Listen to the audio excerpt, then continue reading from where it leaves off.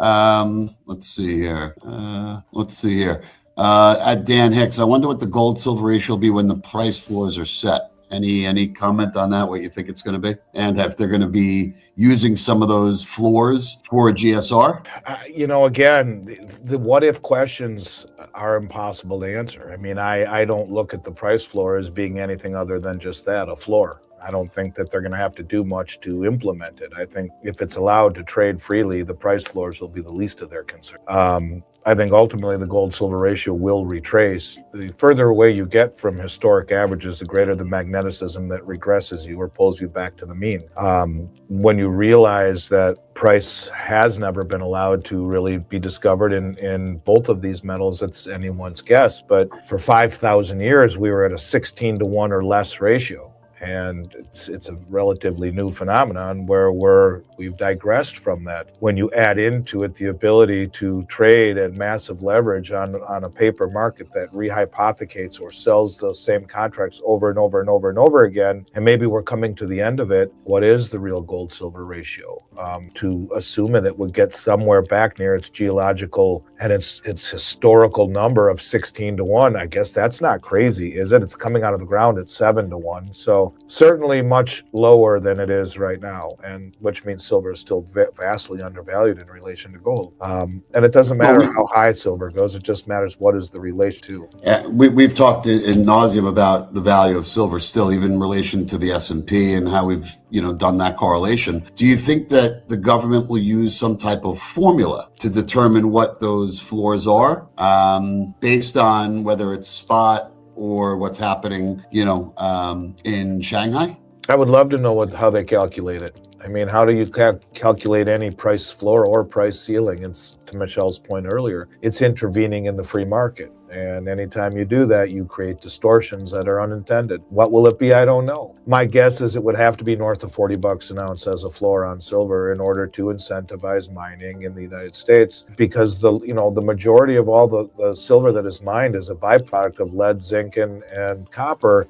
Yep. Right now, where the low-lying fruit has been plucked. So how do you go and just find more silver? You have to dig further, you have to expand, because those companies mining those metals don't have incentive to look for silver. They just stumble across. It's going to have to be high enough to where, never see a 30 handle on silver ever again if that's what they were doing, because it would just cost too much to find it. So I don't know. I think maybe as time goes on. We'll probably know soon enough, but I agree. I mean, what you're saying about especially since most of the silver that we get is a byproduct of others, doesn't mean we're not going to mine that much more of those other metals to get silver as a byproduct. They can't just ramp up the way that they can to do that. So that's where I think most people assume we'll just get more silver. The low-hanging fruit's gone. We've gotten rid of those low-hanging fruit for silver a long, long time ago.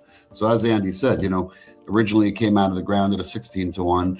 Now we're at roughly 7 to 1. Makes a big difference here. So it says, at what point will Miles Franklin and other silver buyers, sellers start ignoring the paper price and start selling at, quote, physical price? Shanghai is sort of moving in that direction. Any insight to that? That's a good point, but who knows? I mean, for now, the paper price is the price here. I guess when there's no one that will accept the other end of the contract, at those prices, when you try and sell short, no one's going to take the other side of it. So prices have to go higher, I guess, at some point. And again, it's a form of arbitrage. At some point, the Western paper market has to be exposed for what it is. Either that or you have two prices. You have an Eastern price and a Western price. Right. And you're just not allowed to ship metal out of the country. And it is what it is here. Bottom line is that, these are very difficult questions to answer. You could sit around with a bottle of scotch and try to figure it out and solve all the problems. I don't know how easy it will be, but until otherwise noted, we're trading the price on COMEX. And I mean, for the big traders to buy it in the West and deliver it in the East, they're the ones taking advantage of the arbitrage. And right now, that's the price. So if that really is the case, then it would be a bigger question to ask, why aren't you buying all that you can at these prices if you know the price ultimately will be higher in the East? It already is higher. Which will bring us to our next question here, but at Tom Johnson 8460 says, is the thought still to swap silver for gold at 40 to 1. It was there briefly, then gone. No, it wasn't at 40 to 1. We never got down to 40 to 1. We got down, I think, to roughly about 47, 48. And I know, because I was standing right next to him, Andy and I were both on the phone with some of our clients, and we were advising to take some of the, peel some of that onion back, take a little bit off the table on silver, buy gold. And right now, those people that actually did so, we're still looking pretty good. Not one person listened to me. Not one. Not one, really. I had a bunch that listened to me.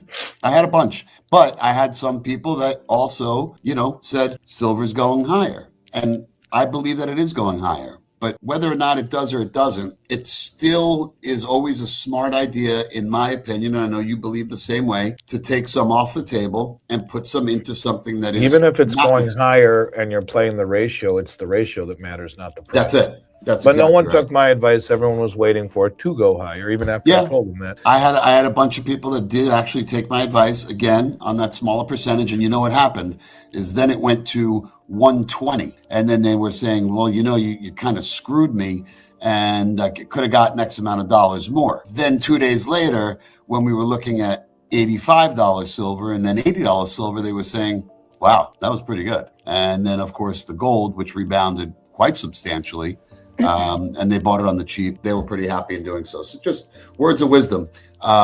Again, it's always a smart idea to take a little bit off the table, reposition yourself when the ratio calls for it, like Andy said. Not price, but ratio. Let's talk about the gold-silver ratio, price floors, and this idea of physical price versus paper price, because these are the kinds of questions that come up when markets start behaving abnormally.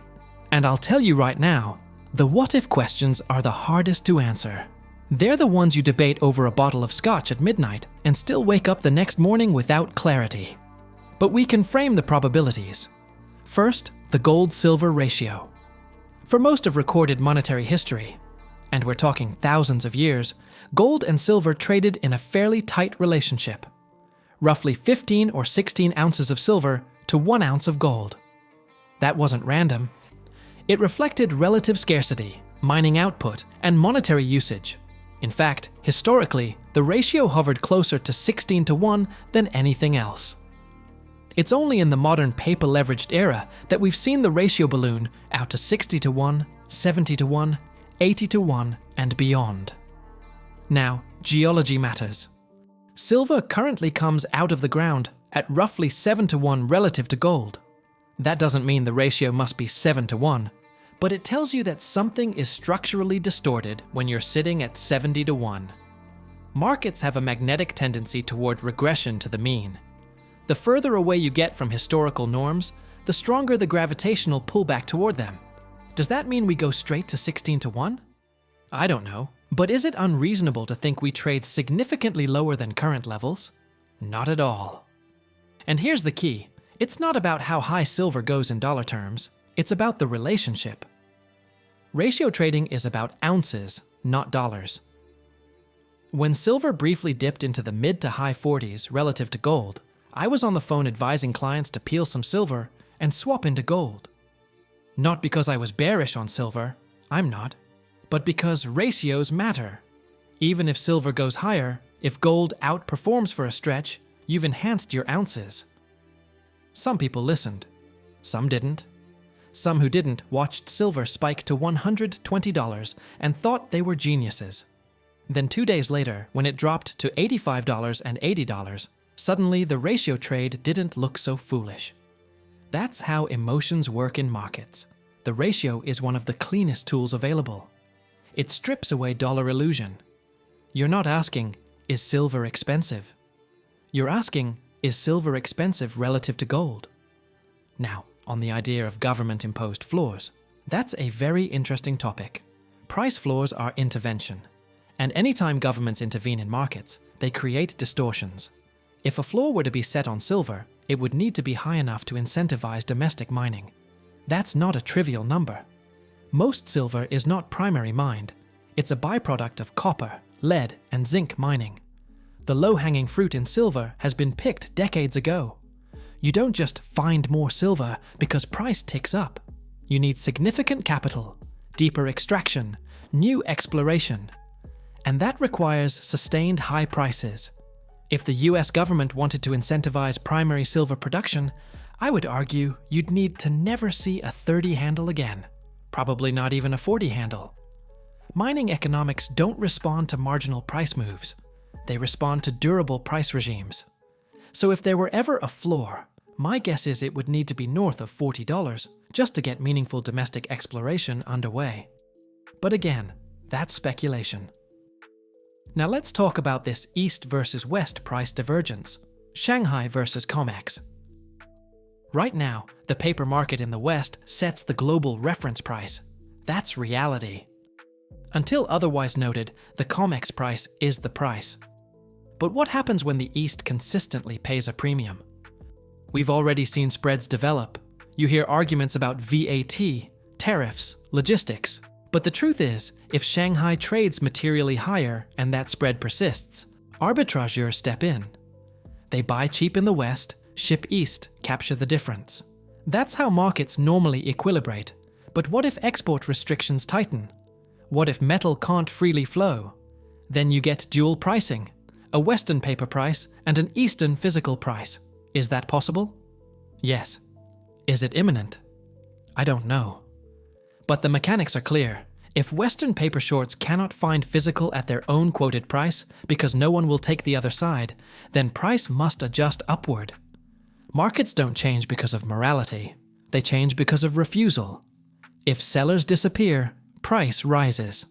And that brings me back to physical versus paper. People ask, when will dealers ignore COMEX price and sell at physical price? The answer is simple. When the other side of the trade disappears. Right now, the paper market still clears. Shorts find longs. Arbitrage functions. But if we ever reach a point where no one is willing to sell physical at paper discounted prices, the system will fracture. Until then, we trade the reference price.